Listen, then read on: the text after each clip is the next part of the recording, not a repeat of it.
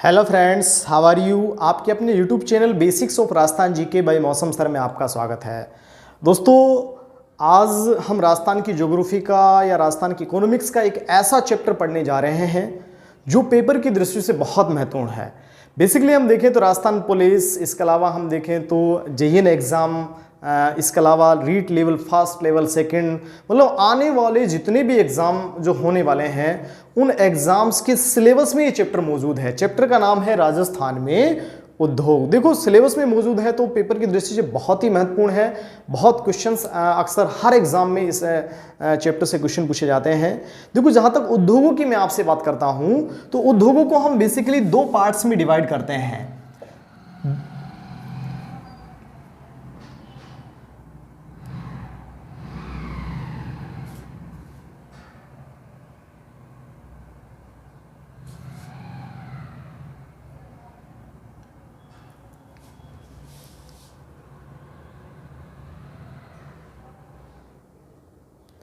देखिए, जहां तक उद्योगों की मैं बात करता हूं, उद्योगों को हम दो पार्ट्स में डिवाइड करते हैं। पहला जो भाग है वो है सूक्ष्म, लघु एवं मध्यम प्रकार के उद्योग। और दूसरा जो पार्ट है, नंबर सेकंड में आपसे बात करता हूं, तो वो है वृहत उद्योग। कौन से उद्योग? वृहत उद्योग। देखो, बेसिक अंतर क्या है? सूक्ष्म, लघु, मध्यम और वृहत जो उद्योग है, इन उद्योगों में बेसिक अंतर क्या है, किस आधार पर इनका क्लासिफिकेशन किया गया? देखो, सबसे पहले मैं बात करूं सूक्ष्म उद्योग। कौन से उद्योग? सूक्ष्म उद्योग वे उद्योग हैं जिनका टर्नओवर जो है, या वार्षिक टर्नओवर हम कहें, जिनका वार्षिक टर्नओवर जो है वो मैक्सिमम कितना? 5 करोड़। ऐसे उद्योग जिनका वार्षिक टर्नओवर अधिकतम 5 करोड़ हो, वो उद्योग कहलाते हैं क्या? सूक्ष्म उद्योग। मैं आपसे बात करूं लघु उद्योग। लघु उद्योग जो है वो उद्योग है जिनका वार्षिक टर्नओवर जो है 5 से लेकर के 75 करोड़ है। कितना है? 5 से 75 करोड़ का वार्षिक टर्नओवर होता है, वे उद्योग कहलाते हैं लघु उद्योग। मध्यम उद्योगों की बात की जाए, वे उद्योग जिनका वार्षिक टर्नओवर 75 करोड़ से 250 करोड़, वार्षिक टर्नओवर कितना? 75 से लेकर के 250 करोड़ हो, वे उद्योग कहलाते हैं कौन से उद्योग? मध्यम प्रकार के उद्योग। और वृहत उद्योग ऐसे उद्योग जिनका वार्षिक टर्नओवर किससे? 250 करोड़ से अधिक हो, वो औद्योगिक जो इकाइयां हैं वो कहलाती हैं वृहत औद्योगिक इकाइयां या वृहत उद्योग। तो इस प्रकार से हमने दो पार्ट्स में डिवाइड किया, सूक्ष्म, लघु एवं मध्यम उद्योग, और दूसरा है वृहत उद्योग। देखो, बेसिक अंतर क्या है? सूक्ष्म उद्योगों का वार्षिक टर्नओवर मैक्सिमम 5 करोड़, लघु उद्योगों का 5 से 75 करोड़, मध्यम उद्योगों का 75 से 250 करोड़ और वृहत उद्योगों का 250 करोड़ से अधिक वार्षिक टर्नओवर। देखो, सबसे पहले मैं आपसे बात करना चाहूंगा सूक्ष्म, लघु एवं मध्यम जो उद्योग है। देखिए, इसी क्रम में मैं आपसे आगे बात करूं, क्योंकि हम सबसे पहले पढ़ रहे हैं सूक्ष्म, लघु एवं मध्यम उद्योग। इन्हीं से रिलेटेड एक शब्द और हम काम में ले लेते हैं, साथ में इसके साथ साथ एक और शब्द लिख देता हूं मैं, हस्तशिल्प उद्योग। ये जो छोटे छोटे जो उद्योग हैं, ये सारे उद्योग इसी के अंतर्गत आते हैं। देखो, भारत सरकार ने इन छोटे छोटे औद्योगिक इकाइयों को बढ़ावा देने के लिए, इनको प्रमोट करने के लिए कई नीतियां बनाई गई। इसी क्रम में राजस्थान सरकार की अगर मैं बात करता हूं तो देखो, एक नीति है, नीति का नाम है MSME नीति, MSME पॉलिसी। देखो, MSME का तात्पर्य है मिनी, M का तात्पर्य मिनी, S का तात्पर्य small and medium scale enterprises. Mini का तात्पर्य सूक्ष्म, स्मॉल मतलब लघु, मीडियम का मतलब मध्यम उद्योग नीति। सूक्ष्म, लघु एवं मध्यम उद्योग नीति, ये जो पॉलिसी है बेसिकली 20 नवंबर 2015 को सीतापुरा, जयपुर में रिसर्जेंट राजस्थान समिट का आयोजन हुआ। श्रीमती वसुंधरा राजे सिंधिया के नेतृत्व में वो समिट का आयोजन हुआ। उसमें कई देशों ने भाग लिया, ठीक है। औद्योगिक क्षेत्र के विकास से रिलेटेड वो समिट था। रिसर्जेंट राजस्थान, आरएस एग्जाम में भी इसके बारे में डिटेल से पूछा गया है। रिसर्जेंट राजस्थान के तहत हुए जो समझौते हैं उनके बारे में विस्तृत रूप से लिखिए, मेंस एग्जाम में पूछा गया। तो रिसर्जेंट राजस्थान समिट जो है, इस समिट में के दौरान ही राजस्थान में एमएसएमई पॉलिसी क्या की गई, लागू की गई। एमएसएमई पॉलिसी जो है, ये क्वेश्चन पेपर मुझे आता है, राजस्थान में एमएसएमई पॉलिसी जो है किससे संबंधित है, तो हम कह सकते हैं सूक्ष्म लघु एवं मध्यम उद्योगों से संबंधित है। कब लागू हुई, 20 नवंबर 2015 को, जब सीतापुरा जयपुर में रिसर्जेंट राजस्थान समिट का क्या किया गया, आयोजन किया गया। देखो, इस नीति के तहत कुछ प्रावधान इन औद्योगिक इकाइयों के लिए किए गए। क्या प्रावधान किए गए, 2-3 प्रावधानों के बारे में आपसे बात करता हूं। सबसे पहले देखो, रीको हम जानते हैं, रीको के बारे में डिटेल से हम आपसे चर्चा करेंगे जब वृहत उद्योग पढ़ेंगे। रीको का तात्पर्य Rajasthan industrial development and investment corporation, बहुत बड़ी संस्था है राजस्थान में औद्योगिक क्षेत्र से जुड़ी हुई, डिटेल से बात करेंगे। रीको द्वारा इस श्रेणी का मतलब सूक्ष्म लघु और मध्यम श्रेणी के जो उद्योग हैं उनकी स्थापना के लिए डीएलसी का तात्पर्य होता है डिस्ट्रिक्ट लेवल कमेटी, जिला स्तरीय कमेटी होती है जो प्रत्येक जिले में होती है, और वो उस प्रत्येक जिले की जो जमीनें हैं, कोई भूमि है, उनकी रेट या उनकी दरें क्या करती हैं, निर्धारित करती हैं। डीएलसी जो दर है उसके 50%, जो भी दर प्रति बीघा निर्धारित की है डीएलसी ने या डिस्ट्रिक्ट लेवल कमेटी ने, उसका 50% पर ही जमीन क्या आवंटित करना। रीको चूंकि जितनी भी औद्योगिक इकाइयां हैं, उन औद्योगिक इकाइयों की स्थापना से पहले उन औद्योगिक इकाइयों को भूमि उपलब्ध कराने का कार्य कौन करता है, रीको करता है। रीको जो है किसानों से क्या करता है, भूमि को अधिग्रहित करता है, ठीक है, और अधिग्रहित करके नहीं संबंधित औद्योगिक इकाइयां जो स्थापित करने चाहते हैं उन लोगों के लिए वो प्रोवाइड कराता है। और यहाँ एमएसएमई अगर उद्योग कोई लगा रहा है तो उसको डीएलसी रेट के 50% पे ही वो जमीनें उपलब्ध करवा दी जाएंगी। दूसरा है, इस क्षेत्र की ग्रामीण क्षेत्रों में स्थापित इकाइयां, अगर सूक्ष्म लघु और मध्यम उद्योग ग्रामीण क्षेत्रों में स्थापित किए जा रहे हैं तो उन इकाइयों के लिए विद्युत शुल्क में, किसमें, विद्युत शुल्क में कितने परसेंट की, 75% की क्या दे दी जाएगी, छूट दे दी जाएगी। तो अगर मान लो सूक्ष्म लघु और मध्यम उद्योग ग्रामीण क्षेत्रों में स्थापित किए जा रहे हैं तो उन उद्योगों के लिए इस नीति के तहत विद्युत शुल्क में 75% की क्या दी जाएगी, छूट दी जाएगी। तीसरी और महत्वपूर्ण जो बात है, इन इकाइयों द्वारा अन्य राज्यों से देखो, इन इकाइयों के लिए क्या कच्चा माल हो सकता है भी, कोई ऐसा प्रोडक्ट या ऐसी कोई इकाई है जिसके लिए दूसरे राज्य से कच्चे माल को लाया जाएगा, साथ में उसकी पैकिंग का जो मटेरियल है उसको दूसरे राज्य में प्रोडक्ट होता हो, तो वहाँ से लाने, चूँकि हम दूसरे राज्य से लेके आएंगे तो क्या लगेगा, टैक्स लगेगा। तो उस टैक्स की जो दर है बेसिकली सीजीएसटी जो है, सेंट्रल जीएसटी जिसको central goods and service tax, केंद्रीय वस्तु एवं सेवा कर, ये जो सीजीएसटी है इसकी दर मात्र कितनी, 0.25। इन इकाइयों के लिए अगर मान लो बाहरी राज्यों से, अन्य राज्यों से कच्चे माल और पैकिंग मटेरियल लाया जाएगा तो उस पर बहुत कम टैक्स लिया जाएगा। तो इस प्रकार से ये इस एमएसएमई पॉलिसी पेपर की दृष्टि से बहुत महत्वपूर्ण है, ये पेपर में पूछी जाती है। इस पॉलिसी क्वेश्चन ये भी पूछा जाता है, एमएसएमई पॉलिसी किससे संबंधित है, सूक्ष्म उद्योगों से है, वृहत उद्योगों से, इस प्रकार से क्वेश्चन पूछा जाता है, ठीक है। तो ये हुई हमारी एमएसएमई पॉलिसी। इसी क्रम में दोस्तों मैं आपसे आगे बात करता हूं, सूक्ष्म लघु एवं मध्यम जो औद्योगिक इकाइयां हैं, अभी मैंने आपसे उनसे संबंधित एक पॉलिसी की बात की थी एमएसएमई, इसी से रिलेटेड एक महत्वपूर्ण संस्था के बारे में मैं आपसे बात करने जा रहा हूं। पेपर की दृष्टि से इतनी महत्वपूर्ण है कि कई बार पेपरों में भी पूछी गई है, ठीक है। कौन सी संस्था है, देखिए उसके मैं बारे में बात कर रहा हूं। संस्था का नाम है रूडा। कौन सी संस्था, रूडा। देखो सबसे पहली बात तो रूडा की पूरी फॉर्म पूछी जाती है। रूडा की पूरी फॉर्म क्या है, रूरल नॉन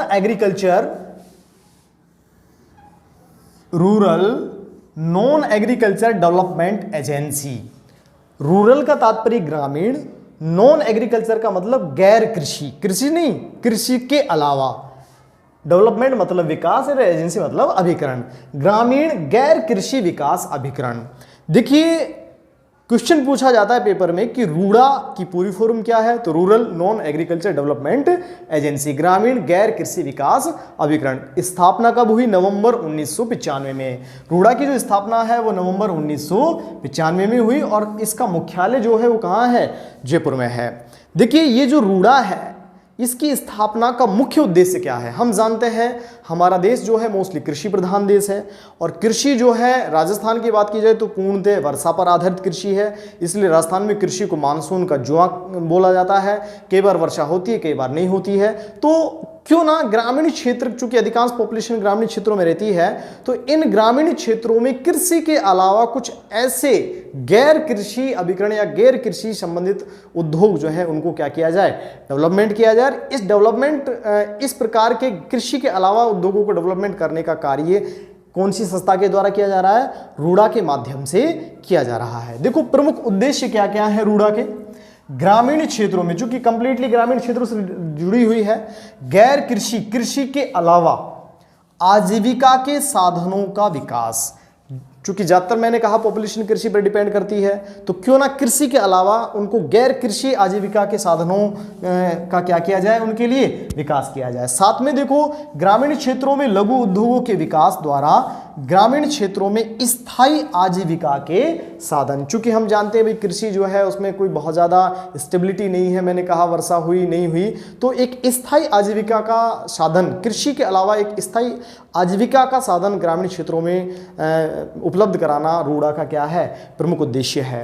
देखो कौन कौन से ऐसे उद्योग हैं जिनको रूडा संचालित करता है या जिनके माध्यम से ग्रामीण क्षेत्रों में लोगों को रोजगार या स्थायी आजीविका के साधन उपलब्ध कराए जा सकते हैं। उनमें देखिए सबसे पहले मैं बात करता हूं ऊनी उत्पाद, ऊन से निर्मित जो प्रोडक्ट हैं, जिससे लोई है, बरडू है, पट्टी है, दरी है, इस प्रकार की जो चीज़ें हैं ऊन से या पटसन से निर्मित जो प्रोडक्ट हैं उनकी उनको डेवलपमेंट किया जाए, उनको विकसित किया जाए ग्रामीण क्षेत्रों में। चर्म से संबंधित जो उद्योग है, मोजड़ी उद्योग है, जैसे इस प्रकार के जो उद्योग हैं, चमड़े से जुड़े हुए उद्योग हैं, उनको विकसित किया जाए। स्टोन और सिरेमिक उद्योग, पत्थर से निर्मित जैसे मूर्तियां बनाना। इसके अलावा एक उद्योग हम पढ़ते हैं रमकड़ा उद्योग। कौन सा उद्योग? तो इस प्रकार के पत्थर से, स्टोन से निर्मित जो उद्योग हैं उनको विकसित किया जाए। साथ में पोट्री उद्योग, पोट्री जिसे हम पढ़ते हैं बर्तन बनाना, ब्लू पोट्री, नीली पोट्री, कागजी पोट्री, हम पढ़ेंगे आगे इसी चैप्टर में। तो पोट्री उद्योगों को डेवलप कराना। इसके अलावा खादी, खादी से हम जानते हैं बहुत सारे खादी से जुड़े हुए बहुत सारे छोटे छोटे प्रोडक्ट जो हैं वो निर्मित किए जाते हैं, उनको विकसित करना। हथकरघा और हस्तशिल्प, हम कह सकते हैं हैंडीक्राफ्ट से जुड़े हुए जो छोटे छोटे जो कलाएं हैं उनको विकसित करना। तो ये सारे जो उद्योग हैं इनको विकसित करने का कार्य किसका है? रूडा का है, ताकि ग्रामीण क्षेत्रों में कृषि के अलावा गैर कृषि आजीविका के साधन क्या किए जा सकें? उपलब्ध किए जा सकें।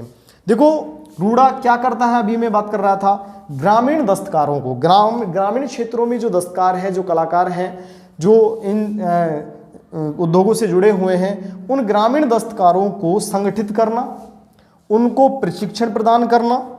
साथ में इन ग्रामीण दस्तकारों के लिए जो ग्रामीण क्षेत्रों के जो लघु उद्योग हैं इनके लिए क्या उपलब्ध कराना? ऋण उपलब्ध कराना। तो ग्रामीण दस्तकारों को संगठित, प्रशिक्षित करना, साथ में इन ग्रामीण लघु उद्योगों के लिए ऋण उपलब्ध कराना किसका प्रमुख कार्य है? रूडा का प्रमुख कार्य है। इसके अलावा इन ग्रामीण क्षेत्रों के जो ये छोटे छोटे जो लघु उद्योग हैं, इन लघु उद्योगों के लिए कच्चे माल की उपलब्धता सुनिश्चित करना, क्योंकि इनके लिए कच्चा प्रोडक्ट जो है वो अवेलेबल कराना, और इनके द्वारा निर्मित जो या उत्पादित जो प्रोडक्ट है, इन उद्योगों में जो भी प्रोडक्ट बनकर तैयार हुआ उस बने हुए या उत्पादित प्रोडक्ट की वितरण की व्यवस्था। देखो यहाँ कच्चे माल की उपलब्धता तथा उत्पादित जो माल है उसके विपणन मतलब डिस्ट्रीब्यूशन की जो व्यवस्था है, ये सारी व्यवस्था सुनिश्चित करना ये किसका कार्य है? रूडा का कार्य। तो रूडा बहुत ही महत्वपूर्ण, पेपर की दृष्टि से एग्जाम में अक्सर रूडा के बारे में पूछा जाता है। तो देखो ये दो बातें मैंने आपसे जनरली की हैं, एमएसएमई जो कि लघु सूक्ष्म और मध्यम उद्योगों से जुड़ी हुई थी, इसके अलावा रूडा एक संस्था जो भी लघु सूक्ष्म और मध्यम उद्योगों से जुड़ी हुई है। इसी क्रम में दोस्तों में सबसे पहला जो लघु उद्योग है या हम कहें कि हस्तशिल्प जो उद्योग है उसकी मैं बात करता हूं। सबसे पहला जो उद्योग है वो है, हम बात करते हैं, सुना होगा आप लोगों ने, मीनाकारी उद्योग। देखो मीनाकारी उद्योग जो है क्या है मीनाकारी उद्योग? बेसिकली हम जानते हैं सोने चांदी और पत्थर से निर्मित जो आभूषण है, सोने चांदी और पत्थर से निर्मित जो आभूषण है, इन आभूषणों पर रंग भराई का जो कार्य है या रंगाई का जो कार्य है वो कार्य कहलाता है मीनाकारी। क्या कहलाता है? सोने चांदी और पत्थर से निर्मित जो आभूषण है उन पर उनमें रंग भराई का जो कार्य है, उनकी रंगाई का जो कार्य है वो बेसिकली किस नाम से? मीनाकारी के नाम से जाना जाता है। देखो मीनाकारी की अगर बात की जाए, बेसिकली मीनाकारी से संबंधित जो सबसे पहले जो कलाकार लाए गए राजस्थान में, मीनाकारी जो उद्योग है या मीनाकारी की जो शुरुआत हुई वो जयपुर के शासक हुए, जयपुर के शासक महाराजा मानसिंह फर्स्ट। जयपुर के शासक महाराजा मानसिंह फर्स्ट जो है ये लाहौर से मीनाकारी से संबंधित कलाकारों को कहां लेकर आए? जयपुर लेकर आए। तो राजस्थान में मीनाकारी कला की शुरुआत जयपुर रियासत में किसके समय से? महाराजा मानसिंह फर्स्ट, अकबर के जो सेनापति रहे मानसिंह फर्स्ट, उनके समय से मानी जाती है। वो लाहौर से इस कला के कलाकारों को कहां लाए? जयपुर लेके आए। देखो हम बात करते हैं ये जो कला है इसी में हम देखते हैं कागजी मीनाकारी। कौन सी मीनाकारी? कागजी मीनाकारी। ये क्वेश्चन पेपर में पूछा जाता है। हम जानते हैं राजस्थान में मीनाकारी जो कला है, मीनाकारी जो उद्योग है कहाँ का प्रसिद्ध है? जयपुर का प्रसिद्ध है। लेकिन पूछा जाता है राजस्थान में कागजी मीनाकारी कहाँ की प्रसिद्ध है? तो राजस्थान में कागजी मीनाकारी की बात करता हूं तो कहाँ की प्रसिद्ध है? बीकानेर जिले की प्रसिद्ध है। कागजी मीनाकारी का तात्पर्य क्या है? कागजी का तात्पर्य बहुत ज्यादा पतले, पतले का तात्पर्य सोने चांदी और पत्थर से निर्मित कागज जैसे पतले जो आभूषण हैं उन आभूषणों पर रंगाई का जो कार्य है वो कहलाती है क्या? कागजी मीनाकारी। देखो ये जो मीनाकारी उद्योग है इससे संबंधित बहुत ही महत्वपूर्ण कलाकार की मैं आपसे बात करता हूं। इससे संबंधित बहुत ही महत्वपूर्ण कलाकार हैं, जयपुर से संबंधित है सरदार कुदरत सिंह। सरदार कुदरत सिंह जो है राजस्थान में मीनाकारी से संबंधित महत्वपूर्ण कलाकार रहे हैं सरदार कुदरत सिंह। बेसिकली इस सरदार कुदरत सिंह को 1988 में इस मीनाकारी कला के लिए कौन से पद्मश्री अवार्ड से सम्मानित किया गया? तो मीनाकारी कला से जुड़े हुए कौन? कुदरत सिंह जो है इन्हें 1988 में पद्मश्री अवार्ड से सम्मानित किया गया। तो ये कौन सी कला कहलाई? मीनाकारी कला। मीनाकारी कला के बारे में फिर बात करते हैं। सोने चांदी और पत्थर से निर्मित आभूषणों पर रंगाई का जो कार्य है मीनाकारी कला कहलाता है। बेसिकली इस कला की शुरुआत या इस कला के कलाकारों को सबसे पहले जयपुर के शासक मानसिंह फर्स्ट जो है वो जयपुर लाहौर से लेकर आए। और ये जो कला है इसी से रिलेटेड मैंने कहा कागजी मीनाकारी, और कागजी मीनाकारी का तात्पर्य है कागज जैसे पतले आभूषणों पर रंगाई का कार्य करना। और कहाँ की प्रसिद्ध है? बीकानेर जिले की प्रसिद्ध है। और हम बात कर रहे हैं प्रमुख कलाकार कौन है? कुदरत सिंह। कुदरत सिंह जो है बेसिकली इस कला के प्रमुख कलाकार रहे हैं जिन्हें 1988 में पद्मश्री अवार्ड से सम्मानित किया गया। देखो पीतल पर मीनाकारी, एक और मैं बात कर रहा हूं इसी में, पीतल पर मीनाकारी। राजस्थान में अलवर और जयपुर ये दो जिले ऐसे हैं जहां पीतल पर मीनाकारी क्या है? प्रसिद्ध है। तो इस प्रकार से ये हुआ मीनाकारी उद्योग। देखो एक और उद्योग में आपसे बात करता हूं, कुंदन कला। एक और कला में आपसे बात करूं वो कला है कौन सी कला? कुंदन कला। कुंदन कला। देखो कुंदन कला क्या है? ये जो कला है ये भी कला राजस्थान में कहां प्रसिद्ध है? जयपुर में प्रसिद्ध है। इस कला का कुंदन कला किसको बोलते हैं? बेसिकली सोने चांदी या पत्थर से निर्मित या आभूषण जो है, सोने चांदी या पत्थर से निर्मित जो आभूषण है इन आभूषणों पर नग जड़ाई, नग या रत्न जड़ाई का जो कार्य है वो, या नग या रत्न जड़ाई से संबंधित जो कला है वो कला कहलाती है कौन सी कला? कुंदन कला। एक बार फिर ध्यान दीजिएगा कुंदन कला क्या है? बेसिकली जयपुर जिले में प्रसिद्ध है। और ये जो कला है इस कला के अंतर्गत सोने चांदी और पत्थर से निर्मित जो आभूषण है इन आभूषणों पर नग जड़ाई या रत्न जड़ाई का जो कार्य है वो कहलाता है कुंदन कला। इसी के साथ साथ में एक और कला की बात करता हूं, वो कला है तहनिशा। कौन सी कला? तहनिशा कला।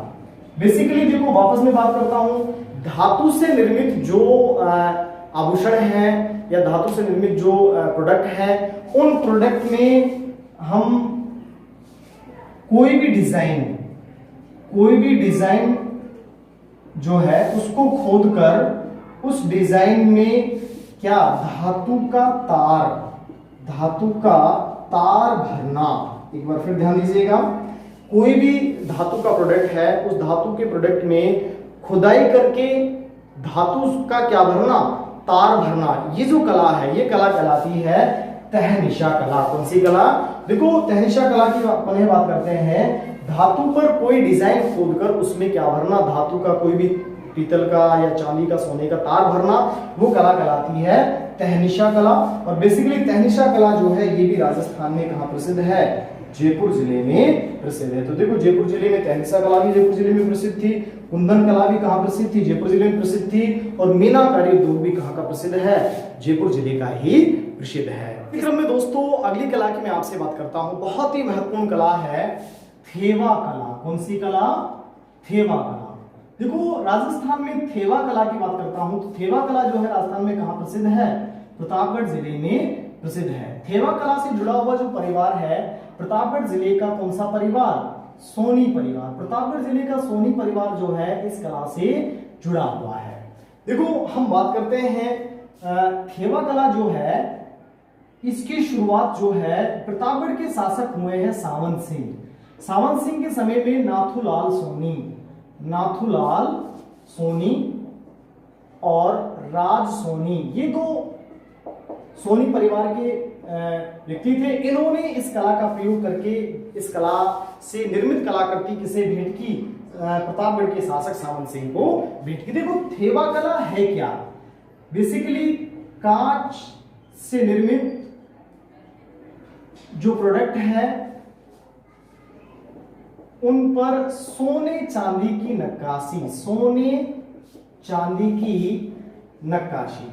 कांच से निर्मित जो वस्तुएं हैं, जो प्रोडक्ट है, वो आभूषण है, उन पर सोने चांदी की नक्काशी करना कौन सी कला कहलाती है? थेवा कला। देखो, थेवा जो शब्द है ये कहां से आया?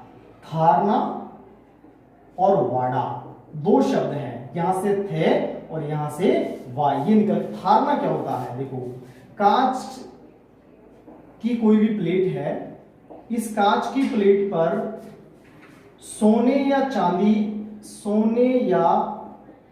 चांदी की परत को चढ़ाकर उसमें क्या बनाना?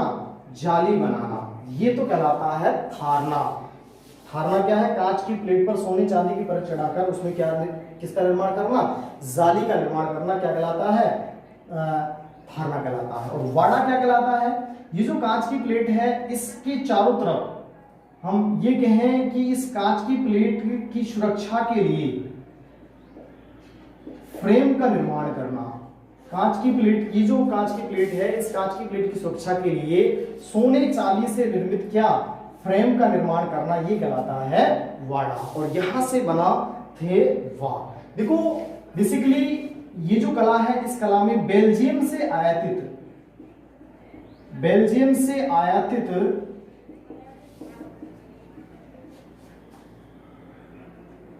हरे रंग के कांच का प्रयोग मोस्टली किया जाता है। देखो, थेवा जो कला है, इस कला से संबंधित मैं आपसे बात करूं, ये जो कला है, इस कला के लिए सोनी जो परिवार है, ऐसा माना जाता है कि सोनी परिवार जो है ये सिद्धस्थ है। इस परिवार के अलावा राजस्थान का या देश का कोई भी परिवार इस कला के बारे में नहीं जानता। यहाँ तक कि सोनी परिवार की जो बहन बेटियां हैं, जो महिलाएं हैं, उनको भी इस कला के बारे में जानकारी नहीं है, ताकि ये, इसलिए ही ये कला केवल एक परिवार तक ही क्या है? सीमित है। देखो, ये जो प्रतापगढ़ का सोनी परिवार है, इस प्रतापगढ़ के सोनी परिवार को इस कला के लिए अब तक लगभग 9 राष्ट्रीय अवार्ड मिल चुके हैं। इन 9 राष्ट्रीय अवार्डों की बात करें तो सबसे पहला अवार्ड 1965 में मिला। 2015 में महेश राज सोनी जो है, इसे पद्मश्री अवार्ड से क्या किया गया? सम्मानित किया गया।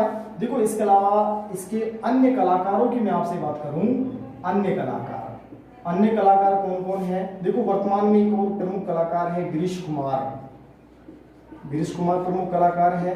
इसके अलावा विजय सोनी जो है, इन्हें 2017 में राष्ट्रीय अवार्ड से सम्मानित किया गया।